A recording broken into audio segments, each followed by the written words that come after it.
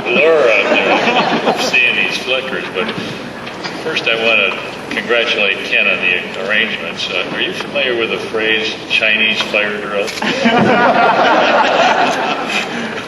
Anyhow, this has been a marvelous experience for me. This is the first one of these things I've been to. I'm a pretty private person. I sort of stay to myself. So I must say I'm thoroughly enjoying every minute of this, and I've never met such a warm-hearted bunch of people. So it's really been a great pleasure. I get to sing in your nose now. Is that any better? Yeah. Anyhow, I wanted to say just a few words, and then I thought it would be easier to have a question and answer session so that we're responding to what you want as opposed to what I might say. But one of the things I did a radio interview today, and one of the things that came up was something which has really never been explained publicly before, and that is that, I've always lived by, I don't know if you know who Benjamin Disraeli was, but he was a British Prime Minister a long, long time ago. And a number of the things he said had great wisdom. Well, two of his sayings I have always used throughout my life. One is, never explain, never complain, which I happen to think is, because first place, nobody gives a damn, so there's no point. Daddy, nobody can hear you. You have to speak up.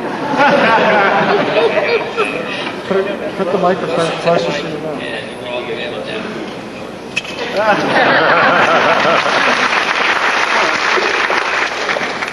And the other Disraeli expression, which I've always enjoyed, is the ultimate revenge is to live well. And I believe in that, and I've tried my best to do so. In any event, when we built this motor company, we looked all over the world, really because we had inadequate resources, and we had to find a place where we could get the appropriate financing. We were in the Republic of Ireland, and we pretty much put a deal together to take over an old cable plant in Limerick by a company called Ferenca. A cable company had abandoned. It just turned out that a heavy-duty overseas cable plant and a car plant are similar. They're very long and narrow. In any event, we were far into negotiations when our investment banker, Wood Gundy, got a call from the Industrial Development Authority of Northern Ireland, and they made a ridiculous offer, like 4 times as much money.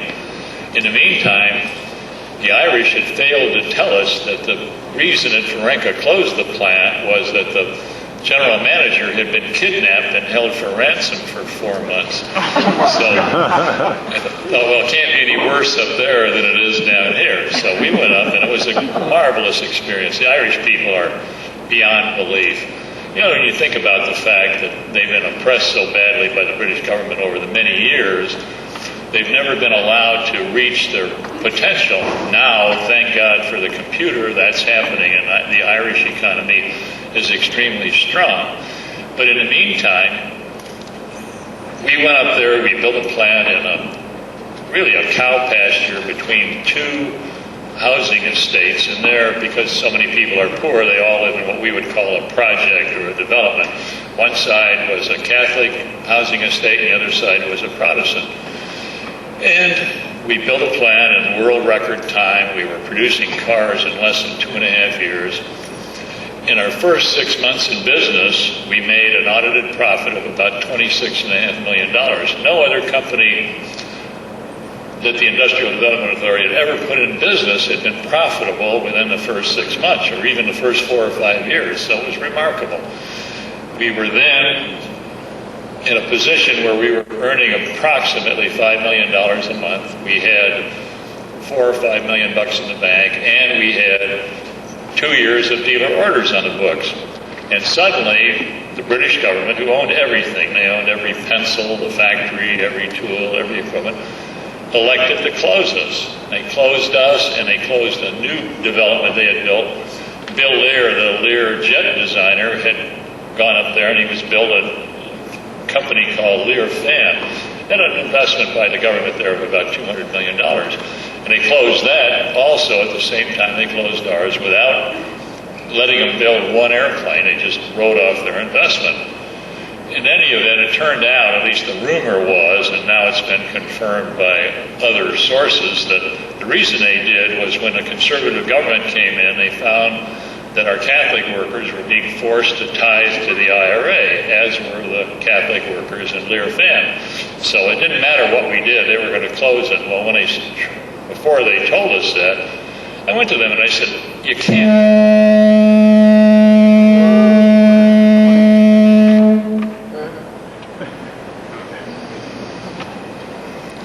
I said, you can't do that. I said, look at these people. It was just remarkable, the impact on the community. You had, we went up there, of course, Irish kids are the most beautiful in the world with their little red hair and freckles and so on.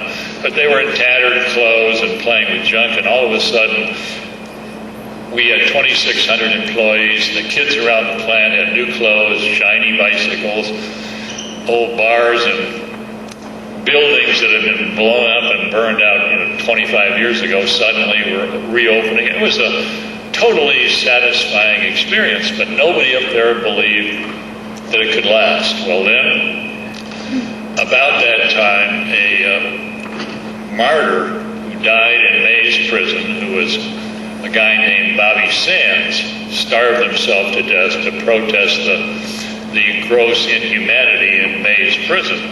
And they then had a wake for his body in the housing estate next door to us, in the Catholic housing estate.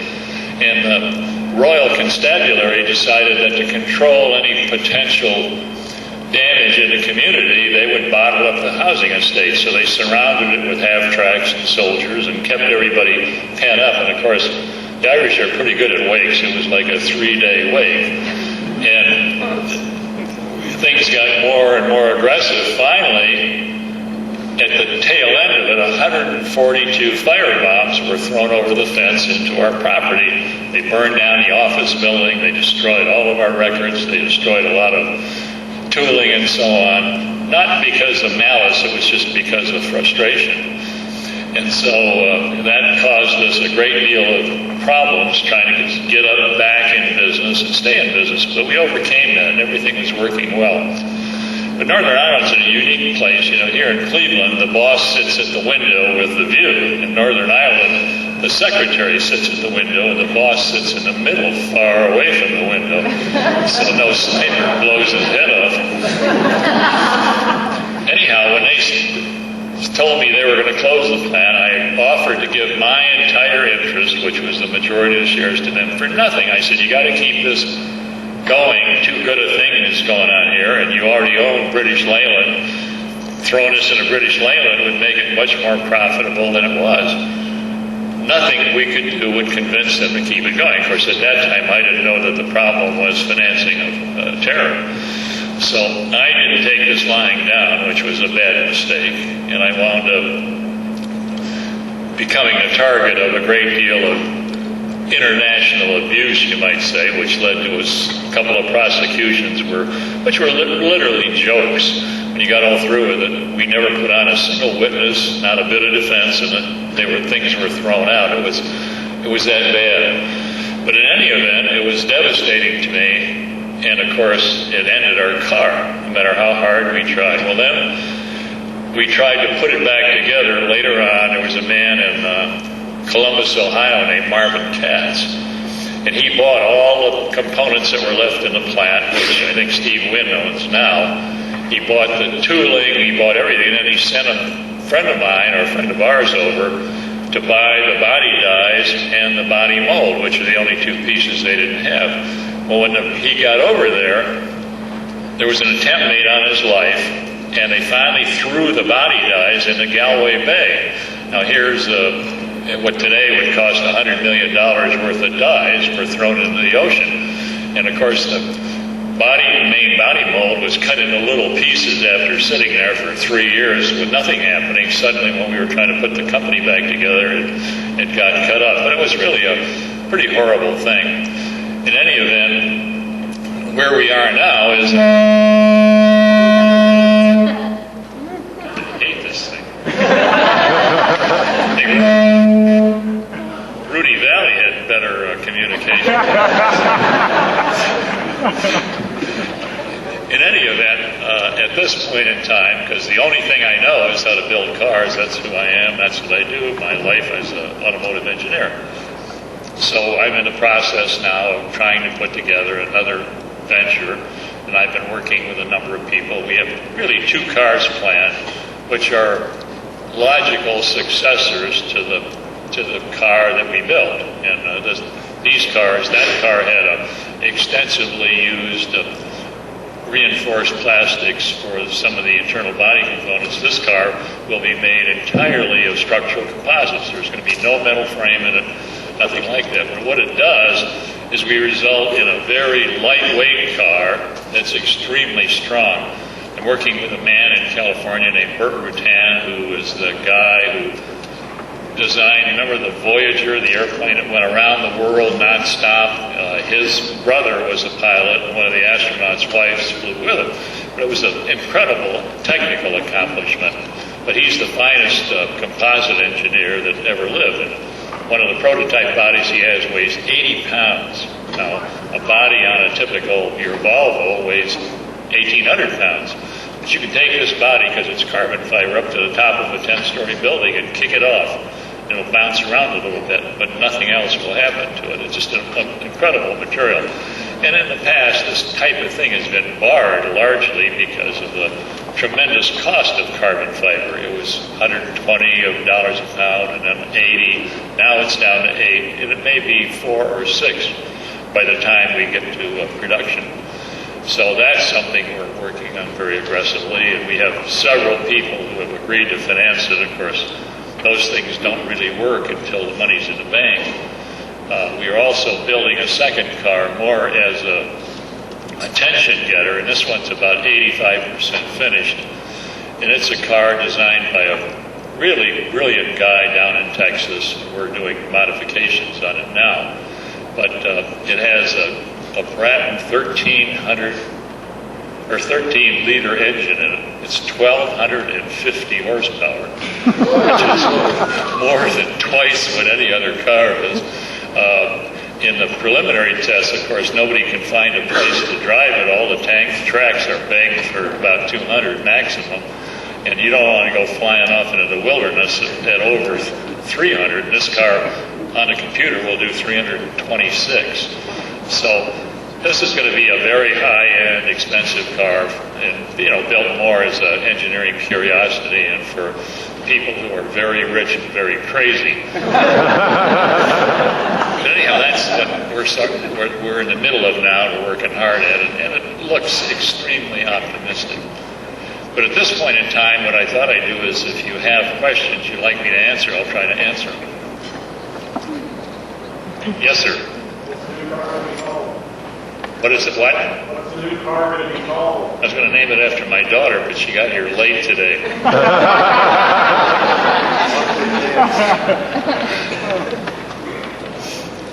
Yes, sir. What's the timeline on the new car with the 80-pound body?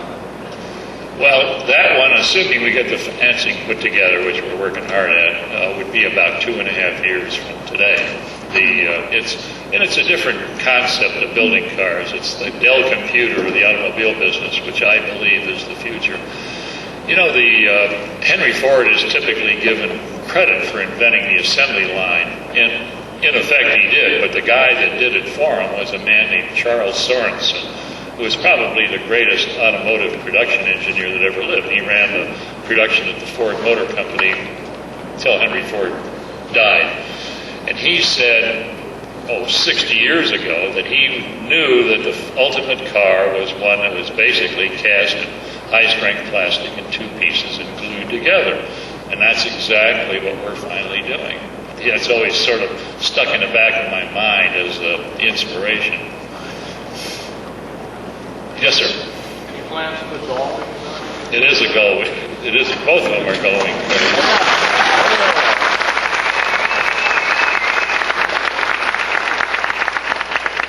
This is a different kind of going, though. It's not from the one you're used to. I shouldn't tell you this because these are the kind of things that kill you when the other people do them ahead of you. But what we've done is we built a structural tub that's made out of high-strength composite. It's incredible. It's bulletproof. It's impossible to damage. But the sill comes up to about 16 inches, so that you don't open a door and walk in. What you do is you lift the gull wing, the steering wheel swings out of the way, the seat tips up, you step into the car like this, holding on the top, you sit on the seat, push a button, it slides you down in place, you put the wheel down. So now you're protected by this incredibly strong structural shell, but it's a different way to get into a car. And unless it's raining real hard, it's going to be very interesting. Yes, ma'am. What is the power plant you have plans for this vehicle? Well, we have been looking at two, basically, the Chrysler 253 horsepower V6, which we can jack up to about 300. And we've been talking to Nissan with about their V6, which is a very good one. Then we plan to offer an optional engine that's either a special kind of turbocharging, which is invented by one of my best friends, a guy named Smokey Unick down in Florida, which is beyond belief. And assuming that nothing happens to Smokey by that time, and that's what we would do. If it does, we've talked to a BMW about an M5 as an option, and also to Infiniti. The Infiniti engine's about 400 horsepower. The BMW is 400, but if you plug in your laptop, you can fool around with it and get it up to 600. So you're looking at a car with a base engine, because it only weighs 1,450 pounds. With a base engine, it'll go 0 to 60 in about 3.6 seconds. The V8 will go 0 to 60 in something under 3, maybe 2.7, 2.6. We're talking about cars that are the cheaper car, which I hope to sell for approximately $20,000, will outperform the $1 million Ferrari, the $1 million McLaren, the $1 million Mercedes, and the $1 million Porsche. Of course, this giant car we're talking about will sell for about the same price they do. Yes, sir. I think somebody back there had a... Yeah. I've got a question that's a little less technical, a little more personal. Listening to you speaking tonight about your story, and I was also there a month ago when you spoke at your nephew's campaign came off. You have a wonderful way with words, sir. I do. That's accidental. the thing that When you set out to write that first book that you really never ignored on a third agency, General Motors, and then when you wrote your own autobiography, both times you worked with another writer, and I don't understand why, because you had such a good way of working. Why didn't you just work with someone else? Because I think you worked out what was supposed to be. well, thank you. I'll write another book.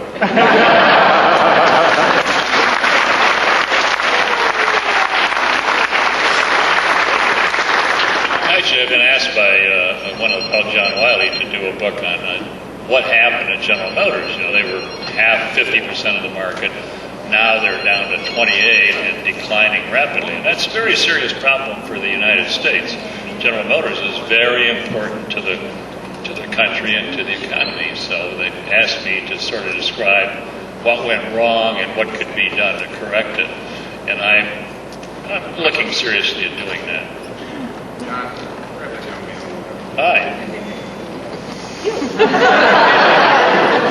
was just wondering what happened to the four-door DeLorean and the DCS. Oh, we never got to build those. That's the problem. Also, were you aware of the movie called Back to the Future that features the DeLorean? Oh, yeah. Is that true? It's funny, when they did that film, I signed a contract with them, where I got a certain percentage of the profit after all expenses. So every month I did this statement. It would say, well, last month we made $31,840,000, and expense. Your share is $16. You know, that movie accounting is something that's hard to understand. Yes, ma'am.